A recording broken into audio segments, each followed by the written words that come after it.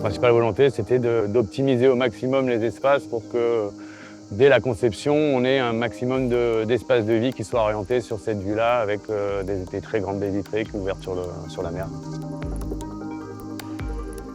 L'idée, ça a été de concevoir un projet contemporain, mais d'essayer de conserver un maximum de la maison existante, en mettant en avant la vue exceptionnelle. Il est évident que la première des choses, c'est que quand je reçois un plan de villa, c'est ça qui me déclenche, je dirais, une passion. Et effectivement, la qualité architecturale a fait que j'ai grandement souhaité obtenir ce dossier. La contrainte principale, c'était ce terrain qui est en pente, et donc la maison existante construite principalement sur du remblai, de comment pouvoir reprendre structurellement ces fondations et de venir en plus devant y ajouter une piscine à débordement. Le terrain est très en pente, toutes les menuiseries sont passées par-dessus la maison et amenées ici à destination pour pouvoir être mises en œuvre sur les façades qui sont bien évidemment côté mer.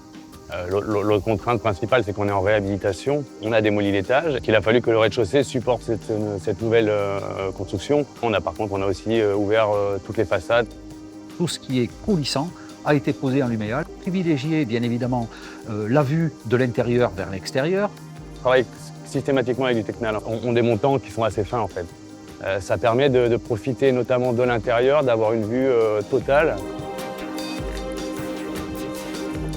On est dans le sud de la France, on a des besoins techniques qui sont par exemple de créer des casquettes, des avancées de toiture pour protéger justement les fenêtres du soleil. Je suis assez fier de ce côté un peu ligne épurée, tendue.